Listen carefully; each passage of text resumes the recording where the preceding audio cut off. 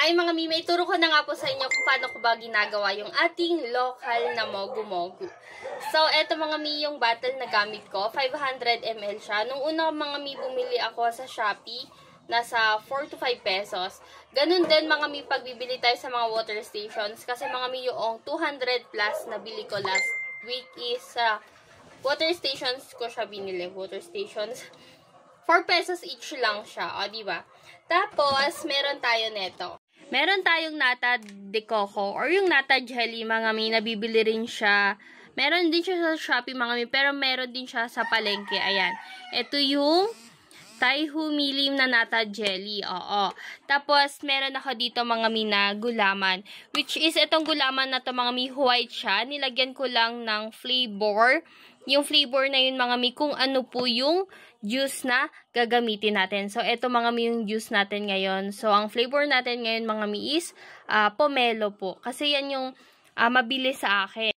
May mga panukat naman tayong gagamitin. Etong 1/4 cup, ayan, 60 ml, para ito sa nata jelly. Tapos, etong 1/3 cup naman, mga mi, 80 ml, dito naman siya sa ating gulaman. Yes po, mas marami dito para at least, di ba, pag iinumin, chewy, ganon. Kakailanganin natin ng imbudo, mga mi, para hindi po masayang or walang matapon sa ating nata jelly. So, umpisa na natin. Kailangan din natin ng strainer, mga mi, para po hindi natin isasama yung kanyang tubig, ganon. Baliktad lang para at least, ano. So, ganito siya. Mabili to, mga mi, promises. Ayan, itataktak ko lang ito hanggang sa mahulog lahat.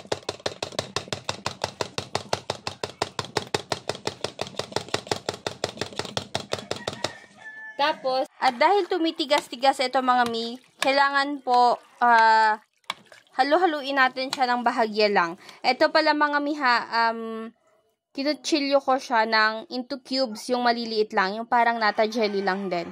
So, ito, maglalagay tayo ng 1/3 cup. Pag okay na lahat, mga mi, nandyan na yung ating mga chewy na gulaman, tapos yung nata de coco, yung juice naman. Ayan.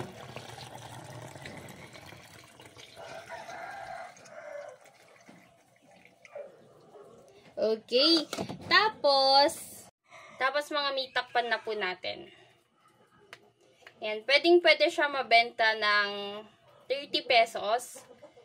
Kasi, syempre, yung bottle pa po natin. Pero ako, mga mi, pinapasa ko siya sa kantina ng 25 pesos. Tapos, bentahan is 30 pesos talaga. Ayan. Maganda to. Ay, maganda. Masarap siya as in. So, ayan. Natakpan na natin, mga mi. Ayan. Pwede na nating i-ref, tapos pwede na natin tong ma-dispose bukas. Oo, ibebenta na natin. So, ayan, makikita nyo, mga mi, yung kanyang takip. Pag inopen mo yan, yung as in parang bago, or yung hindi pa talaga siya na-open, yung hindi pa ito naiinuman, parang ganon. So, ayun, sana naituro ko ng mabuti ang ating homemade mogu-mogu.